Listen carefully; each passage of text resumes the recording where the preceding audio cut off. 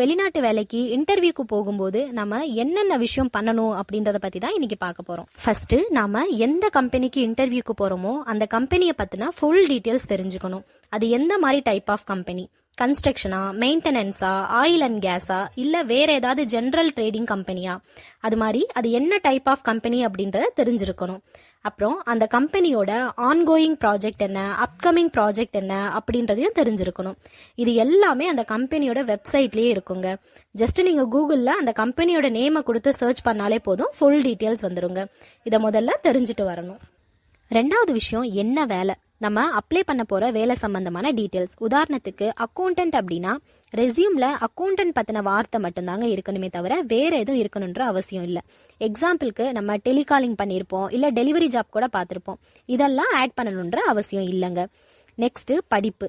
நம்ம ரெசியூம்ல நிறைய விஷயங்கள் ஆட் பண்ணியிருப்போம். உதாரணத்துக்கு ஒருத்தர் பிகாம் அக்கௌண்ட்ஸ் படிச்சிருப்பாரு, ஆனா அடிஷ்னலா என்டிடி கூட முடிச்சிருப்பாரு. அந்த மாதிரி கோர்ஸ் டீடைல்ஸ் எல்லாம் இதுல ஆட் பண்ணணுன்ற அவசியம் இல்லைங்க. ஏன்னா அது உங்களோட ரெசியூமை நெகட்டிவா தான் கொண்டு போகுமே தவிர பாசிட்டிவா கொண்டு போகாது. அதே மாதிரி இப்ப அந்த இடத்துல நீங்க ஒரு கம்ப்யூட்டர்ஸ் கோர்ஸ், எக்ஸாம்பிளுக்கு டேலி படிச்சிருக்கீங்க அப்படின்னா அதை இதுல ஆட் பண்ணலாம். மூணாவது, ஒர்க் எக்ஸ்பீரியன்ஸ். ஒர்க் எக்ஸ்பீரியன்ஸை பொறுத்த வரைக்கும் ஒருத்தர் ஒரு கம்பெனியில் ஸ்டேபிளாக ஒர்க் பண்ணியிருக்க மாட்டாங்க. உதாரணத்துக்கு 3 மாதத்துக்கு ஒரு கம்பெனி, 4 மாதத்துக்கு ஒரு கம்பெனி அப்படின்னு ஒர்க் பண்ணியிருப்பாங்க.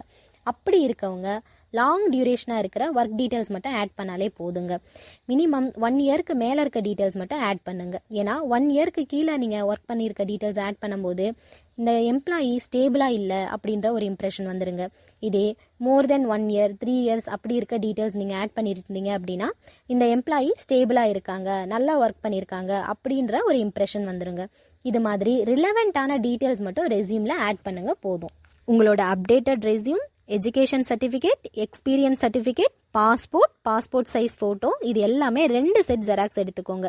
எதுக்கு இந்த 2 செட் ஜெராக்ஸ் அப்படின்னா, ஒருவேளை ஃபர்ஸ்ட் இன்டர்வியூ அட்டன் பண்ணும்போது ஏதாச்சும் ஒரு சின்ன மிஸ்டேக்னால உங்களை கிளைண்ட் ரிஜெக்ட் பண்ணியிருந்தாங்க அப்படின்னா நெக்ஸ்ட் ரெக்வஸ்ட் பண்ணி இன்னொரு ரவுண்ட் இன்டர்வியூ கேட்கலாம். அப்படி கேட்கறதுக்கு இந்த 2வது செட் உங்களுக்கு ரொம்ப ஹெல்ப்ஃபுல்லாக இருக்குங்க. இது எல்லாத்தையும் விட ரொம்ப ரொம்ப முக்கியமான விஷயம் பாஸ்போர்ட். உங்களோட ஒரிஜினல் பாஸ்போர்ட் கம்பல்சரி எடுத்துட்டு போகணுங்க. அப்படி எடுத்துட்டு போல அப்படின்னா இன்டர்வியூல நீங்க செலக்ட் ஆனாலுமே ஜாப் கன்ஃபார்ம் பண்ண மாட்டாங்க, ஹோல்டுல தான் வச்சிருப்பாங்க. எப்படி வெளிநாட்டு போறதுக்கு பாஸ்போர்ட் ரொம்ப முக்கியமோ அதே மாதிரி வெளிநாட்டு வேலைக்கு இன்டர்வியூக்கு போறதுக்கும் பாஸ்போர்ட் கம்பல்சரிங்க. இவ்வளவுதாங்க, இதை மட்டும் எடுத்துட்டு போனாலே போதும். இதை பத்தின வேற ஏதாவது டீட்டெயில்ஸ் நீங்க தெரிஞ்சுக்க விரும்புறீங்க அப்படின்னா மேல இருக்கிற இந்த நம்பருக்கு கால் பண்ணுங்க, கண்டிப்பா உங்களுக்கு ஹெல்ப் பண்றோங்க.